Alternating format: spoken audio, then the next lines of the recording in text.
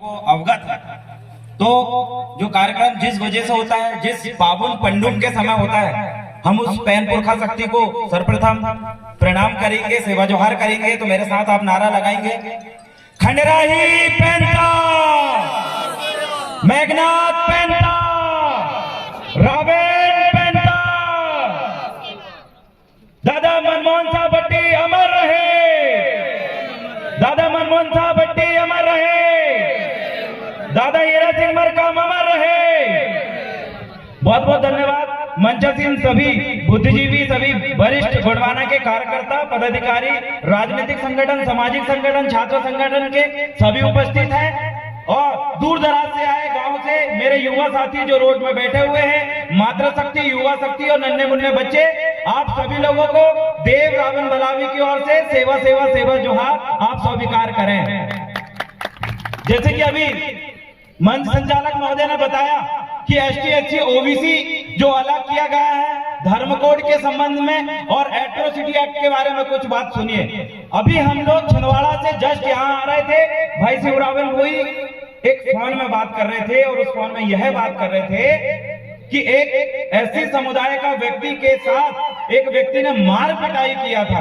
तो शिवरावल भाई उसको समझा रहे थे कि भैया सुनो, तुम्हारे साथ उसने मार कुटाई किया है ना, अपन एसटी एससी वाले हैं, तो भारतीय संविधान अनुसूचित जाति अनुसूचित जनजाति अत्याचार अधिनियम 1989 में ये साफ एट्रोसिटी एक्ट में कहा गया है कि कोई भी एसटी और एससी के लोगों को जाति सूचक गाली देता है या रोड में उसका सम्मान छीनता है या उसके खेत में जबरन कब्जा करता है या उसके घर के सामने द्वेष भावना से कचरा फेंकता है या उसको चुनाव लड़ने में दिक्कत करता है, वोट नहीं डालने देता है, मात्र शक्तियों पे हाथ उठाता है, जाति सूचक गाली देता है, ऐसे पूरे 15 से 20 कारण है जिन कारणों के अगर आप शिकार होते हो तो अन्याय अत्याचार के खिलाफ एट्रोसिटी एक्ट आप लगवा सकते हैं। तो वही बात भाई समझा रहा था और उन्होंने बताया क्या हुआ लास्ट में।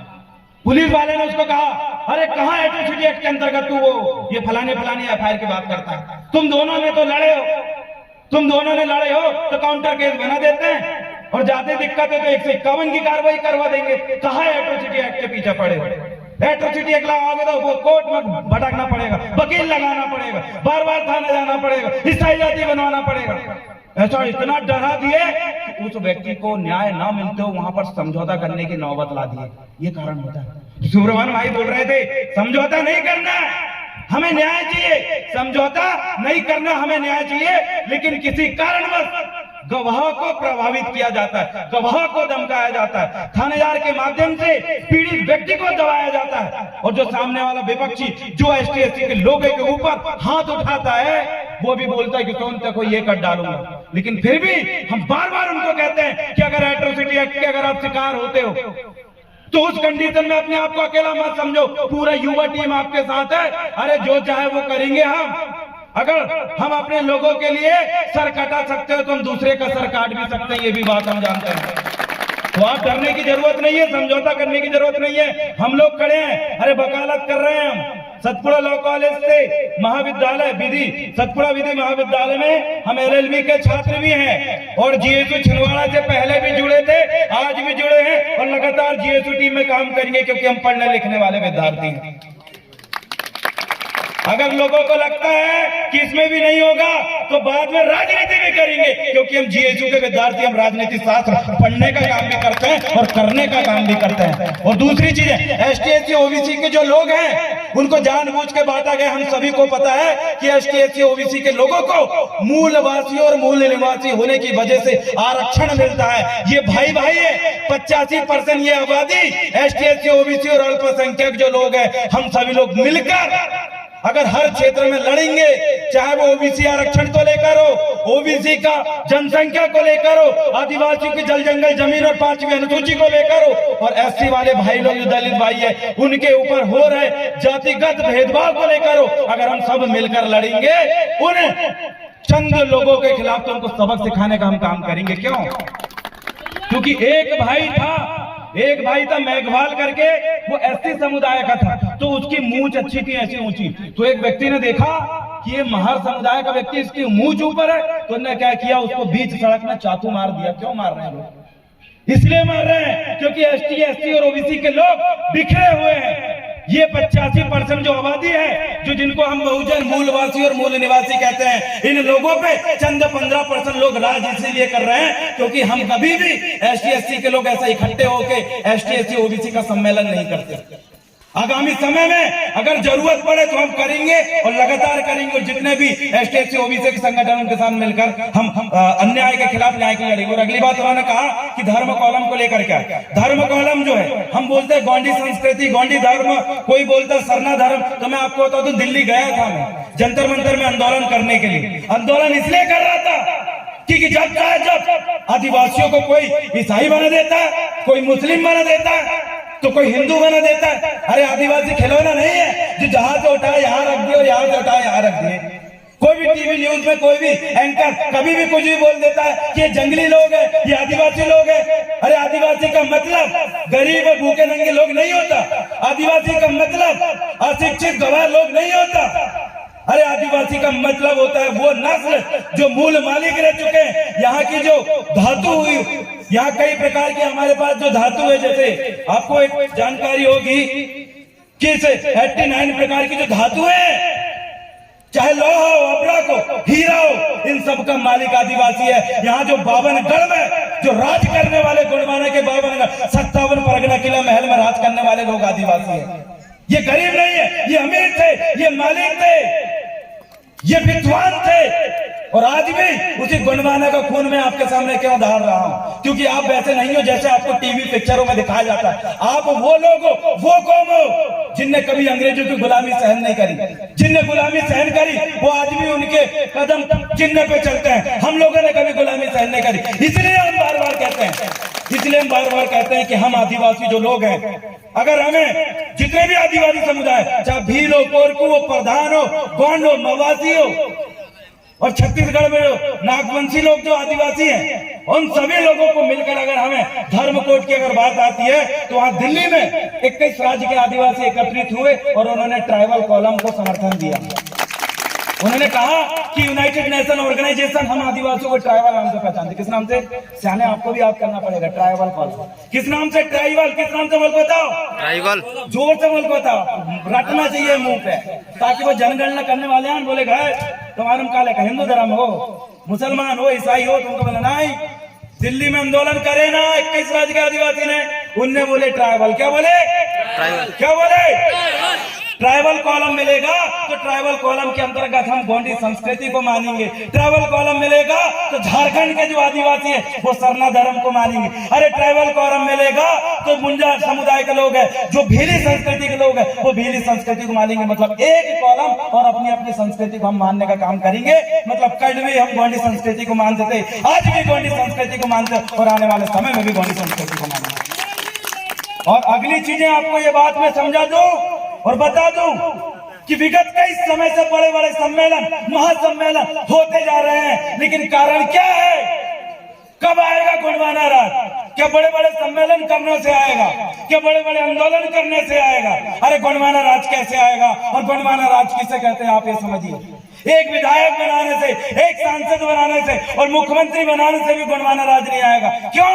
क्योंकि गोंडवाना राज का असली मतलब होता है आपके घर का व्यक्ति, आपका घर का वो लड़का, वो भी कलेक्टर बने, वो भी बड़ा से बड़ा व्यापारी बने, वो भी सॉफ्टवेयर इंजीनियर बने, वो भी टीवी न्यूज एंकर बने, और वो भी बड़ा से बड़ा नेता बने। अगर हर घर का हर आदिवासी अपने बच्चे को मजदूरी करना पड़े, 2 रोटी कम खाना पड़े या एक टाइम भूखे सोना पड़े, अगर हर आदिवासी का बच्चा अपने अपने घर में अगर पीएचडी कर लिया, डॉक्टर की डिग्री हासिल कर लिया, अगर हर बच्चा नौकरी में बड़े बड़े फर्स्ट रैंक के जॉब करने लगा, उस दिन हमें लगेगा कि गोंडवाना राज आएगा।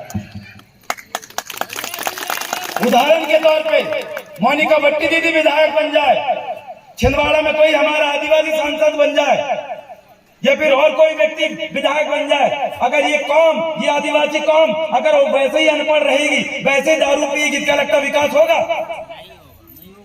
अरे विधायक भी बना दे हम, अगर आप लोग नशे करते रहोगे, अगर आप अपने बच्चों को नहीं पढ़ाओगे, आप लोग अगर शिक्षित नहीं रहोगे, अगर आपके हक और अधिकारों का उल्लंघन होता रहेगा, आपकी 5वीं अनुसूची को आप नहीं समझोगे तो कितने विधायक बने तो कुछ नहीं होगा। सर्वप्रथम आपको जागना पड़ेगा, आपको पढ़ना पड़ेगा, आपके बच्चों को पढ़ाना पड़ेगा और अन्याय अत्याचार के खिलाफ रोड में खड़े होना पड़ेगा, तब गुणमाना आ जाएगा। हर समाज जागेगा। कभी देखा है आपने जन समुदाय के लोगों को आंदोलन करते हुए?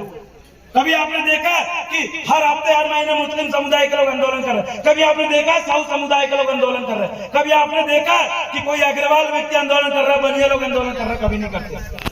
जो समाज संगठित है उसको आंदोलन करने की जरूरत नहीं पड़ती। और हाँ, जिस दिन उसने आंदोलन कर दी पूरी सरकार को झुका देती है। ऐसा हमको बनना है, ऐसा हमको बनना है कि आगामी समय में अगर हमारा एक आंदोलन हो तो कई विधायक इस्तीफा दें। ऐसा मजबूत समाज बनना है। जिस दिन ऐसा मजबूत समाज बन गया उस दिन कई विधायक हम बना देंगे, कई सांसद हम बना देंगे, कई लोगों को कलेक्टर बना देंगे, कई लोगों को एसपी बना देंगे। क्यों? क्योंकि जिसकी समाज मजबूत है उसके समाज के लोग अपने बच्चों को विदेश में पढ़वाते हैं। अभी संजय उइके जी आए हमारे साथ, हमारे जिला कैरियर काउंसलिंग प्रकोष्ठ के जिला अध्यक्ष महोदय। एक बच्ची आदिवासी समुदाय की जिसका नाम है पूजा दुर्वे नर्सिंग कर रही है भोपाल से। उसका लास्ट ईयर है, अगर वो कंप्लीट हो जाएगा बकायदा अच्छी से अच्छी डॉक्टर बन के निकलेगी।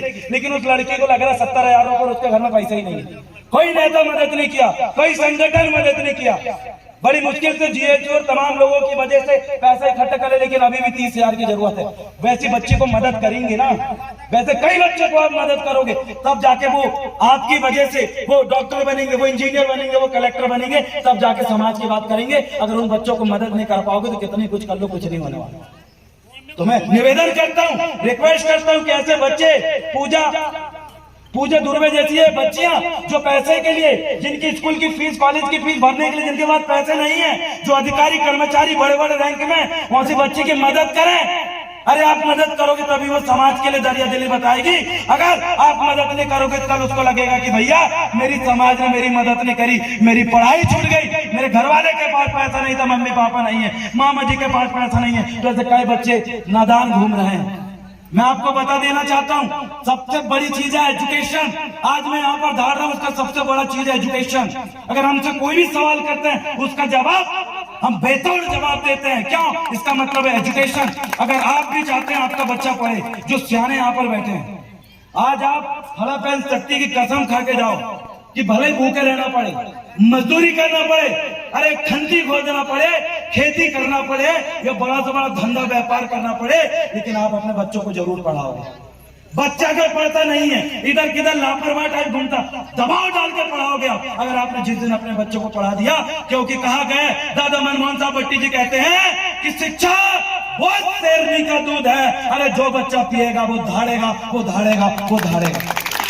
दादा मनमोहन साहब भट्टी जी के सपनों को अगर आप साकार करना चाहते हो तो अपने बच्चे को पढ़ाओ। दादा मनमोहन साहब भट्टी जी के सपनों को अगर आप साकार करना चाहते हो तो अपने हक अधिकार के प्रति जागरूक हो। दादा मनमोहन साहब भट्टी जी के सपनों को अगर साकार करना चाहते हो तो समाज में एकता बनाओ। दादा मनमोहन साहब भट्टी जी के सपनों को साकार करना चाहते हो तो रीति रिवाज, धर्म, संस्कृति का पूरा ज्ञान लेकर घूमो। अगर आप दादा के सपनों को पूरा करना चाहते हो तो अपनी समाज से जब भी मिलो जय सेवा बोलो, घर में सतरंगी झंडा लगाओ, हर रविवार अपने पैन पुरखों के सामने सर झुकाओ। अपने भाई अगर कभी भी दिक्कत में हो, चाहे एसटी का हो, एससी का हो, ओबीसी का हो, उसके मदद में खड़े हो। क्योंकि आज अगर आप उसके साथ खड़े होंगे तो कल वो तुम्हारे साथ खड़ा होकर भी जय सेवा बोलेगा और बोलेगा कि तुमने मेरी विपत्ति की समय सेवा करे है, आज आप विपत्ति में हो, मैं आपकी सेवा करूंगा। और जो सेवा लेना और सेवा देना के ही हम जय सेवा बोलते हैं। बोलो दादा हीरा सिंह मरकाम जी के बारे में आपको बता दूं, दादा हीरा सिंह मरकाम जी बेस्ट सिटीजन ऑफ इंडिया का अवार्ड मिला उनको। बेस्ट सिटीजन ऑफ इंडिया, जो पढ़े लिखे विद्यार्थी होंगे उनको पता होगा। दादा हीरा सिंह मरकाम जी ने LLB में गोल्ड मेडलिस्ट है। हम LLB का संविधान का सा भी नहीं पढ़ पाते, लेकिन वो व्यक्ति ने गोल्ड मेडलिस्ट है।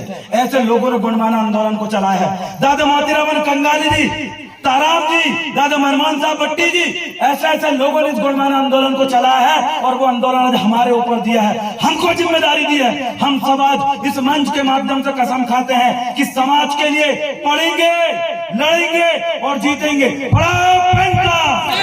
और आज कार्यक्रम ऑर्गेनाइजर समिति को मैं बहुत बहुत धन्यवाद देता हूं। सुभाष कुमरे जी, प्रवेश बड़काड़े जी, नरेश उइके जी, महेश दुर्वे जी, राम भगत दुर्वे जी, मंगलू इरपाची जी, सुखमान दुर्वे जी और अपीर चंद दुर्वे जी, दिलेश सिंह दुर्वे जी, दिनेश यादव जी और जयवती दुर्वे जी और समस्त नीचे जो कार्यकर्ता है और मेरे गुणवाना स्टोन यूनियन में आए साथी शिवरावन भोई, संजय उइके। और मैं बहुत ज्यादा धन्यवाद करना चाहता हूँ कामनी इरपाची दीदी का, जो छिंदवाड़ा के अंदर पूरी नारी शक्ति को मजबूत करने का काम कर रही है। कॉलेज के अंदर कोई भी अगर दिक्कत हो तो सर सबसे आगे शिवरावन भोई के साथ कामनी दीदी खड़ी होती है। और जहां पर भी मातृ शक्तियों की गुणवाना की बात आती है तो पूरे कैडर देने के लिए, आंदोलन करने के लिए पूरे छिंदवाड़ा में गुणवाना स्टोन यूनियन के एक मात्र सेनी है कामनी इरपाची, जो खुल के संघर्ष करते आंदोलन करती है और दादा के सपनों को पूरा करने के लिए आगे बढ़ रही है। उसी के साथ तुलसी दुर्वे जी, भवानी भाई, शुभम उइके, राम भरोस भाई, जितेंद्र ककोड़िया, प्रदीप मस्कोले, संदीप युवनाती, राजेंद्र उइके, प्रेम कुमार मसराम, पवन कुमार प्रतेती, संजय भोई राजा, कामनी दीदी, गीता कुमरे, अंचलेश बलावी, आरती मसराम, महेश वड़कड़े, अजीत सलामे, ब्रजेश उइके, मंजीत बहरिया जी और स्पेशल थैंक्स हमारे क्रांतिकारी गुणवाना के गायक कलाकार लक्ष्मी शाह जी का भी बहुत बहुत धन्यवाद करता हूँ। सेवा सेवा सेवा जो हाँ अंत में हम कहेंगे पढ़ो पंजा पिछाले सजोर पंजा सजोर पंजा। बहुत बहुत धन्यवाद।